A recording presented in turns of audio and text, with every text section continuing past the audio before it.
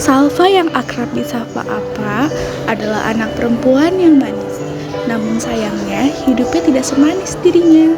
Saat Salva lahir, bapaknya ingin menamainya Saliva, yang berarti ludah, sebab menganggapnya tidak berguna seperti ludah. Ava memiliki satu buah kamus pemberian kakek Kia. Ia sangat menyayangi kamus tersebut. 4 Juli 2013. Setelah berlarut duka karena kakek Kia, kakek kesayangan Salva meninggal dunia, Salva dan keluarga pindah ke sebuah rusun yang lumayan jauh dari perkotaan. Rusun tersebut bernama Rusun Nero. Mereka bertiga berjalan masuk ke suatu kamar yang memiliki 3 angka di depan pintunya. 310.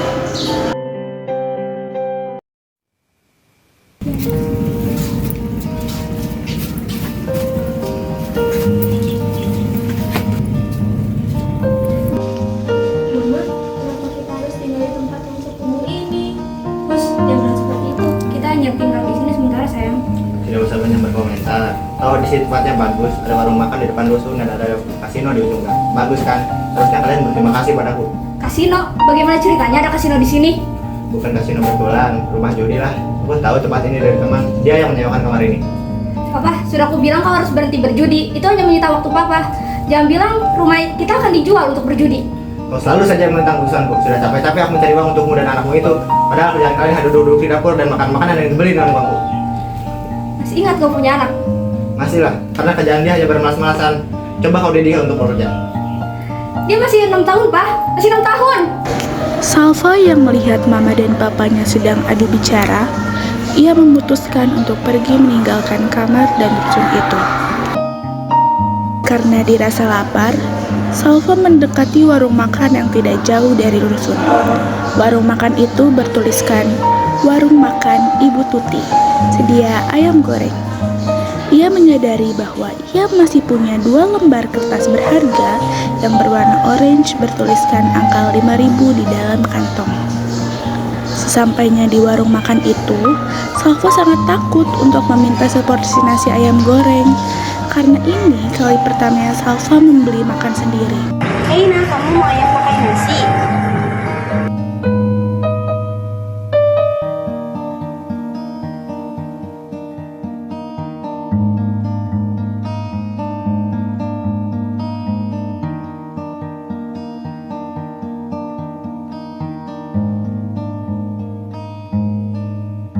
Salva kesusahan dengan sepiring nasi ayam itu.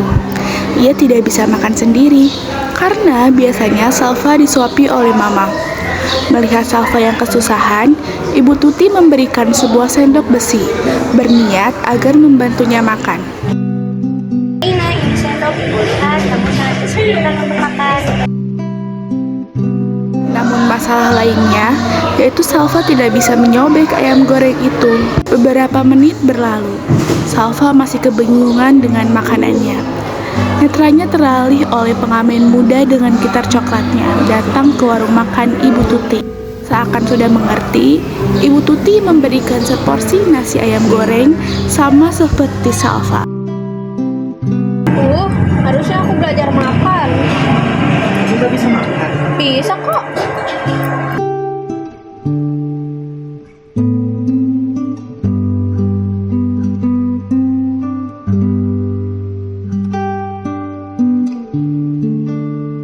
Kamu sudah cuci tangan kok. Umur kamu berapa tahun? Aku 6 tahun. Kenapa kamu belum bisa makan sendiri? Biasanya dibantuin sama mama. Mana mama kamu? Ada di rumah. Kami baru aja pindah ke rusun depan sana. Kamu juga tinggal di rusun aja? Sihan, kamu bakal betah. Tempatnya jelek, kadang-kadang nggak ada air, sering mati lampu juga, terus bau tikus juga. Memangnya kamu tinggal di mana? Di rusun Nero. Oh, sama aja. Kasihan. Kenapa kamu makan sendirian kalau kamu nggak bisa makan sendiri? Karena mama sedang bertengkar dengan papa. Oh, kenapa? Karena papa mau tinggal di dekat kasino. Kalau kata kamus, kasino itu tempat menyelenggarakan perjudian dengan menggunakan uang sebagai hadiah secara legal. Apaan? Kamu juga nggak tahu? Aku juga nggak tahu. Habis aku baca kamus, aku jadi lebih bingung. Aku nggak tahu pastinya, tapi aku tahu tempat judi di ujung gang sana. Apa kamu suka judi ya? Iya, kata mama, papa suka judi. Kata mama juga, judi itu bukan hal yang baik untuk menghambur-hamburkan uang. Mungkin karena kalau ketahuan judi bisa ditangkap polisi. Oh, jadi judi itu kejahatan ya? Kamu pernah main judi? Pernah, tapi aku nggak usah bayar katanya. Jadi polisi nggak nangkap aku. Oh, memang kamu umur berapa tahun? 10 tahun. Ke sini kamu pulang besok. Enggak, kalau aku pulang sekarang, mama dan papa belum selesai bertengkar. Mungkin bisa sampai malam. Ya sudah, aku pergi dulu ya. Nah, kamu baru pindah ke rusun ini. Bagaimana kalau besok pagi kita bermain? Aku akan menunggumu di samping pagar. P pun tersenyum dan pergi meninggalkan Salva sambil membawa gitarnya. Tak lama, nampak seorang wanita menjinjing tas yang lumayan besar, datang menghampiri warung tersebut.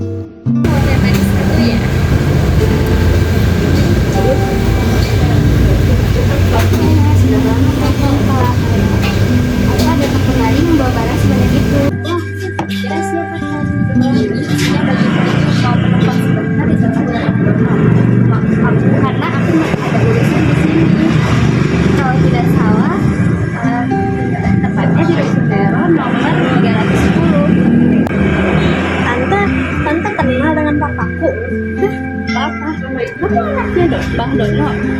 Oh, kamu Salita ya? Salva kan? Iya, maaf tante lupa. Papa bilang pada tante nama anaknya Salita. Kalau begitu, boleh tante ikut pulang bersama Salva? Salva pun mengangguk sebelum melihat Rena dan Ibu Tuti berpamitan. Lalu mereka pun menuju rusun. Keesokan harinya, Salva berpamitan dengan Mama untuk pergi ke samping pagar. Salva sudah bercerita kepada Mama kalau dia punya teman baru. Mama sangat senang mendengarnya. Hanya saja Mama berpesan, walaupun terlihat baik, kita tetap perlu waspada. Salva berjalan menuju pagar rusun. Ia melihat P sudah berdiri di sana, bersandar sambil memainkan gitar kecilnya. Ya, baru 5 menit. Itu dari tas kamu isinya apa? Ini isinya iya. Oke. Iya, tapi kata mama, dia sudah tidak ada di dunia. Kalau sudah meninggal, carinya di kuburan tuh. Di dekat pohon kamboja. Jadi pocong. Kalau cewek nanti jadi kuntilanak. Ih, kan serem. Ayo aku ajak kamu ke rumah Kasuri. Ya, aku kesuri. Ada deh, dia tinggal di rusun ini juga. Oh ya, nama kamu siapa? Apa? Biasanya kamu tahu kan yang ada di abjad A, B, C, D. Iya, aku tahu, tapi P apa? B saja. Mereka berdua sudah sampai di depan suatu kamar nomor 503. Kak Suri, ini aku. Halo, sini masuk.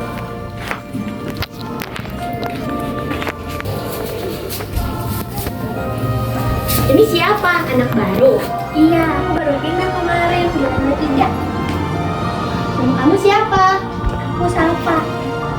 Oh, Salva, nama yang bagus. Salva itu artinya penyelamat. Iya, itu nama dari mamaku. Tadinya papa ingin memberiku nama Salifa. Artinya ludah karena aku tidak berguna. Aku benci aku. Jangan seperti itu. Tidak ada papa yang membenci anaknya. Nama dia siapa sih, Kak? Aku sudah memberitahumu kok. Belum. Sudah. Apa? Dia bilang nama dia siapa? P. Bukan.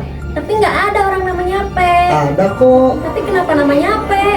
Karena papa aku benci aku, jadi papa aku malas ngasih nama. Enggak gitu kok. Memang namanya P kok. Memang aneh ya. Makanya kakak nggak manggil dia P, kakak panggil dia Prince, artinya pangeran. Prince, sebentar aku lihat dulu di kamusku ya. Kata itu tidak ada di kamus, itu kan bahasa Inggris. Kasuri pandai berbahasa Inggris. Kasuri menamaiku pangeran karena nama asli Kasuri permaisuri. Jadi kita saling berhubungan. Oh, seperti itu. Ayo dimakan dulu. Setelah lama Salva dan P bermain di tempat Kasuri, mereka sudah belajar banyak kata bahasa Inggris, bercerita, dan makan makanan ringan. Salva pun kembali pulang karena matahari sudah mulai tertelan bumi.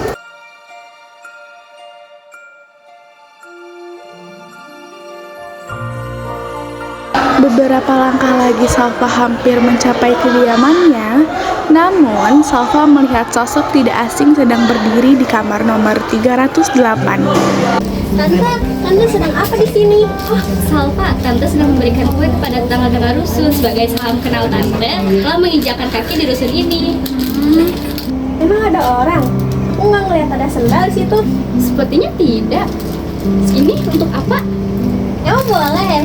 Boleh, bilang apa dulu dong? Makasih Tante Rena. Sama-sama, yuk masuk, udah sore. Yuk.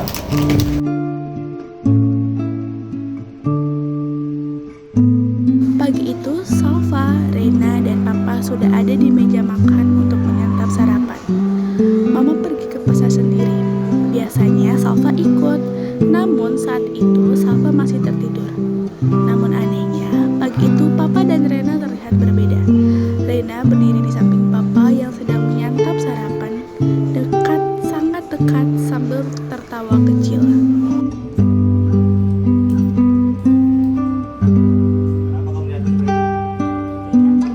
Setelah itu, Salva langsung beranjak dari tempat duduknya untuk pergi bermain dengan P.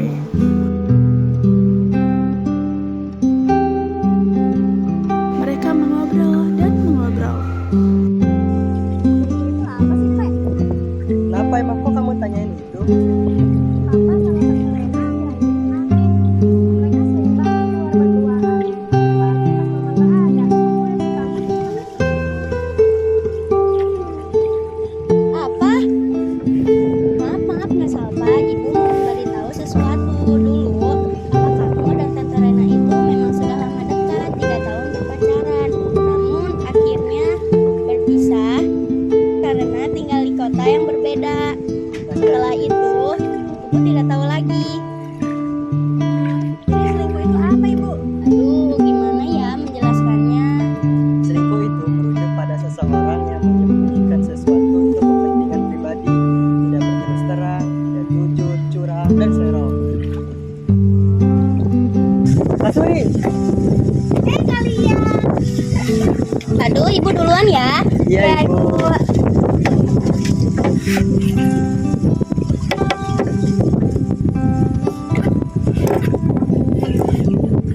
Kak Suri, selingkuh itu apa sih, Kak? Dari tadi aku nanya ke orang gak ngerti-ngerti. Kenapa kamu nanya seperti itu? Jadi gini, Kak. Salva menjelaskan semuanya kepada Suri, dan Suri juga menjelaskan kepada Salva. Pak, kakak nggak bisa kasih saran banyak-banyak, tapi coba kamu perhatikan gerak-gerik papa dan tante Rena dalam 1 minggu ini. Kalau mereka masih berdekatan, coba kamu beritahu ibumu. Tapi kalau nanti mama dimarahi oleh papa gimana, Pak? Kalau nanti mama dipukul oleh papa gimana? kenapa nggak kamu suruh pukul balik aja? Terus, nggak gitu. Mama kamu akan lebih sakit hati kalau nggak tahu kebenarannya.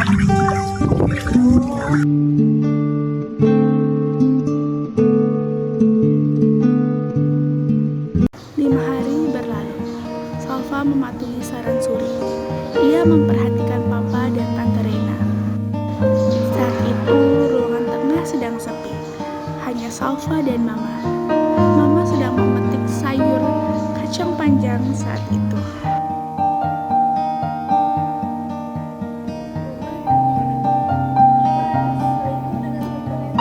Lalu kemudian, Papa dan Tante Rena datang dengan membawa belanjaannya. Sejak kapan, Pak? Dari apa lu kok ada Rena di sini? Jadi dia yang kau bilang teman kamu. Anakku tahu keburukanmu, dorong. Salva terdorong oleh siku papanya. Kepalanya terbentuk batu, kencang, sangat kencang. Lalu ia tak sadarkan diri. Salva dipeluk oleh sang mama. Salva dibawa ke rumah sakit. Salva koma selama 2 tahun. Lalu ia kembali ke pelukan Tuhan untuk selamanya. Papa dan mamanya berpisah. Tante Rena pergi entah kemana. Papa masih tinggal di rusun itu, dan mama pergi kembali ke keluarganya. P hidupnya lebih baik. Ibu Tuti mengadopsinya. Ibu Tuti masih menjual ayam goreng. Kak Suri pergi melanjutkan perjalanan kuliahnya di Inggris. Semuanya mendengar kabar duka itu, semuanya berduka. Namun mereka tidak bisa berbuat apa-apa selain mendoakannya. Ternyata Tuhan lebih sayang Salsa. 20 Juli 2015, P dan Ibu Tuti mengetuk pintu rusun Dono. Pintu itu terbuka. Sosok Papa Salva itu terlihat sangat berantakan.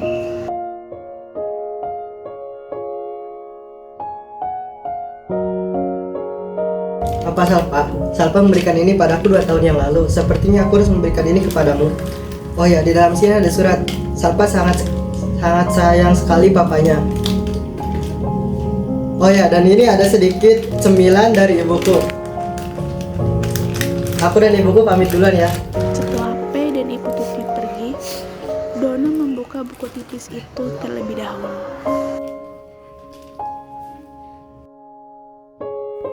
6 Juli 2013.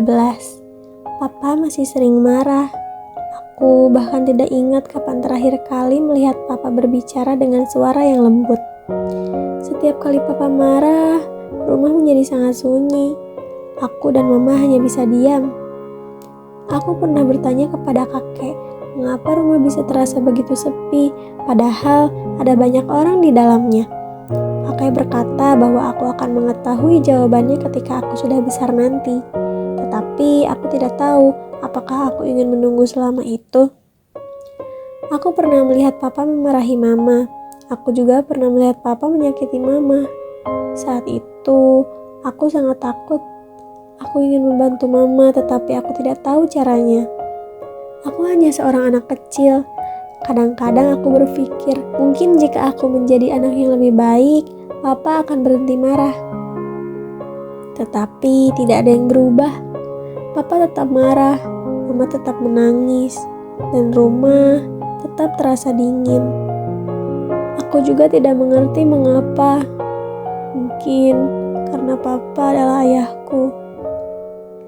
Papa, jika suatu hari nanti Papa membaca tulisan ini, aku tidak ingin meminta apapun. Aku hanya ingin bertanya, apakah Papa pernah menyayangiku? Karena aku selalu menyayangi Papa. Namun sampai hari ini, aku masih belum tahu seperti apa rasanya disayangi oleh Papa.